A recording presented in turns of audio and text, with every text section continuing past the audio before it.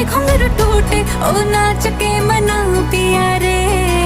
खन खन चूड़ी खन के रहूं वीर तेरे बन के, तू रांझा मेरा